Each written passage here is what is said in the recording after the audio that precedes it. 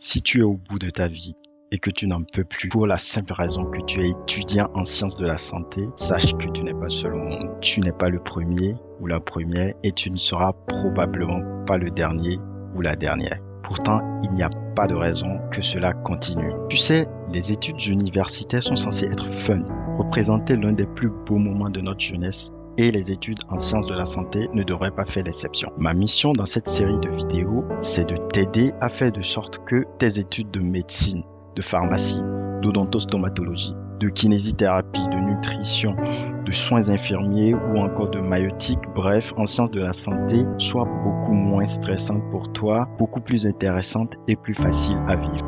Salut, je m'appelle Paolo, je suis pharmacien et 6 ans après ma thèse d'état, je continue d'user mes fonds de culotte sur les bancs d'école, tout simplement parce que j'adore étudier. Je suis bien conscient que ce n'est probablement pas le cas de tout le monde et que les études universitaires peuvent rapidement devenir un fardeau très pénible, surtout en sciences de la santé et dans le contexte tropical. Les facultés en sciences de la santé sont comme des ludis de gladiateurs dans lesquels nous débarquons avec notre insouciance du collège et sans grande préparation. Et nous apprenons donc rapidement et dans la douleur que les réalités ne sont plus les mêmes. Beaucoup décident d'abandonner ou sont forcés d'abandonner. Quant aux plus téméraires, ils avancent peu ou prou, mais à quel prix? Souvent au prix de longues nuits blanches, de nombreux repas sautés, de nombreuses sorties manquées, plus de vie sociale à cause de la quantité astronomique d'informations qu'il y a à absorber pour pouvoir réussir aux différents examens et ne pas perdre une année. Et tout ça, c'est sans compter le coût de la vie, le stress des stages qui, soit dit en passant, ne sont pas rémunérés. Ce qui finit par pousser beaucoup dans la dépression.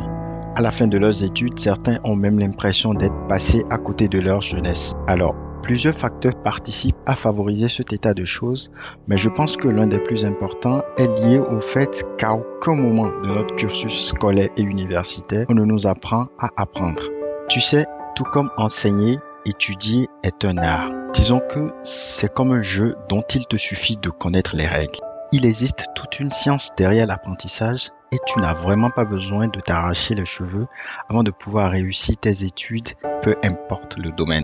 Dans cette série de vidéos, je vais donc partager avec toi d'une part des techniques, de simples astuces et des routines scientifiquement prouvées et rapportées par les meilleures équipes de recherche en sciences de l'éducation, en neurosciences ou encore en psychologie. Mais plus important, je vais partager avec toi des anecdotes basées sur ma propre expérience ou celle de mes amis afin de te permettre de ne pas commettre les mêmes erreurs et de pouvoir étudier plus intelligemment plutôt que d'étudier plus ardemment. Dans mes vidéos, tu vas notamment découvrir comment mémoriser facilement et rapidement des listes interminables de choses qui te dégoûtent complètement, comment anticiper sur les questions d'examen, comment te réconcilier avec les matières que tu détestes, comment étudier quand tu as un chagrin d'amour ou quand tu es dépressif, comment réviser et réussir quand tu n'as plus beaucoup de temps, pourquoi tu devrais passer aux prises de notes digitales plutôt que de continuer à faire des prises de notes sur papier.